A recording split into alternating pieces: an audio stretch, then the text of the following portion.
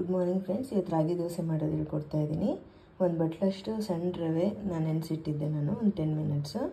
ಅಂದರೆ ಸಣ್ಣ ರವೆ ಅಂದರೆ ನಾವು ಕೇಸರಿ ಬಾತ್ಗೆಲ್ಲ ಯೂಸ್ ಮಾಡ್ತೀವಲ್ಲ ಅದು. ಈಗ ಅದಕ್ಕೆ ಒಂದು 2 ಬಟ್ಲು ರಾಗಿ ಹಿಟ್ಟನ್ನು ಹಾಕ್ತೀನಿ. ರಾಗಿ ಮುದ್ದೆ ಕೆಲವು ಮಕ್ಕಳು ತಿನ್ನಲ್ಲ, ಅಂಥ ಟೈಮಲ್ಲಿ ನಾವು ಈ ಥರ ರಾಗಿ ದೋಸೆನ ಸ್ವಲ್ಪ ಟೇಸ್ಟಿಯಾಗಿ ಮಾಡಿಕೊಟ್ರೆ ಅವ್ರಿಗೂ ರಾಗಿ ಸೇರುತ್ತೆ. ರಾಗಿ ತುಂಬ ಒಳ್ಳೆಯದು ಹೆಲ್ತಿಗೆ. ಸೊ ಹೆಲ್ತ್ ಈಸ್ ವೆಲ್ತ್ ಅಂದಂಗೆ ನಾವು ಎಷ್ಟು ಹೆಲ್ದಿಯಾಗಿರ್ತೀವೋ ಅಷ್ಟು ಚೆನ್ನಾಗಿ ಜೀವನ ನಡೆಸೋಕ್ಕೆ ಸಾಧ್ಯ. ಸೊ ಈ ಥರ ರಾಗಿ ಹಿಟ್ಟನ್ನು ಹಾಕಬೇಕು. ಈಗ ಅದಕ್ಕೆ ರುಚಿಗೆ ತಕ್ಕಷ್ಟು ಉಪ್ಪು ಹಾಕ್ಕೊಂಡ್ಬಿಟ್ಟು ಚೆನ್ನಾಗಿ ಮಿಕ್ಸ್ ಮಾಡ್ಕೊಳ್ಳೋಣ ಹಿಟ್ಟನ್ನು. ಸ್ವಲ್ಪ ಗಟ್ಟಿ ಆಯಿತು ಅಂದರೆ ಇದಕ್ಕೆ ಇನ್ನೊಂದು ಸ್ವಲ್ಪ ನೀರು ಹಾಕ್ಕೊಳ್ಬೋದು. ನೋಡಿ ಈ ಥರ ನೀರು ಹಾಕ್ಕೊಂಡು ಚೆನ್ನಾಗಿ ಮಿಕ್ಸ್ ಮಾಡ್ಕೊಳ್ಳಿ. ದೋಸೆ ಹಿಟ್ಟಿನ ಹದಕ್ಕೆ ಹಾಕ್ಕೊಂಡ್ರೆ ಚೆನ್ನಾಗಿರುತ್ತೆ.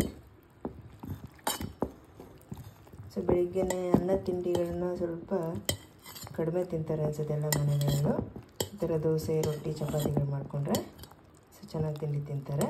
ಹೆಲ್ದಿ ಬ್ರೇಕ್ಫಾಸ್ಟ್ ಇದ್ದರೆ ಆರೋಗ್ಯಕ್ಕೆ ಒಳ್ಳೆಯದು. ಸೊ ಈ ಥರ ದೋಸೆ ಹದ ಇಟ್ಟೋದಕ್ಕೆ ಕಲಿಸ್ಕೊಂಡ್ಬಿಟ್ಟು ಇದನ್ನು ನಾವೀಗ ಮುಚ್ಚಿಡಬೇಕು ಒಂದು 10 ಮಿನಿಟ್ಸು. ನಾನು 2 ಕ್ಯಾರೆಟ್ ಸಿಪ್ಪೆ ತೆಗೆದು ತುರ್ಕೊಂಡಿದ್ದೀನಿ, 2 ಈರುಳ್ಳಿನ ಸಣ್ಣಗೆ ಹೆಚ್ಕೊಂಡಿದ್ದೀನಿ, ಒಂದು ಸ್ವಲ್ಪ ಕೊತ್ತಂಬರಿ. ಈಗ ದೋಸೆನ ಹಾಕೋಣ. ಸೊ ಹಿಟ್ಟು ನೆನೆಸಾಯ್ತು 10 ನಿಮಿಷ. ಸೊ ಈಗ ಹೆಂಚು ಕಾದಿದೆ, ಈಗ ದೋಸೆ ಹಾಕೋಣ.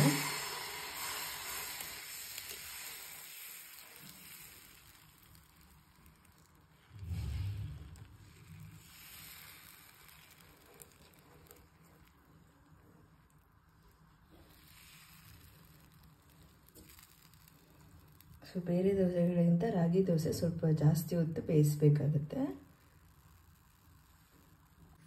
ಸೊ ಈ ಥರ ಬೇಯಿಸ್ಕೊಂಡಾದ್ಮೇಲೆ ಇದನ್ನೆಲ್ಲ ತಿರುಗಿಸೋಣ.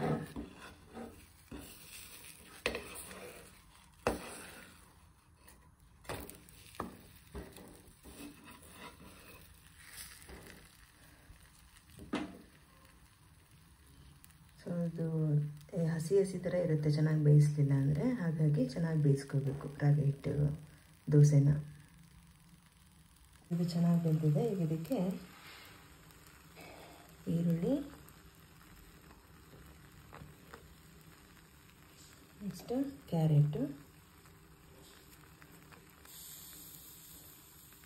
ಸೊ ಕೊತ್ತಂಬರಿ ಹಾಕಿ ತೆಗೆದಿಸ್ಕೊಂಡು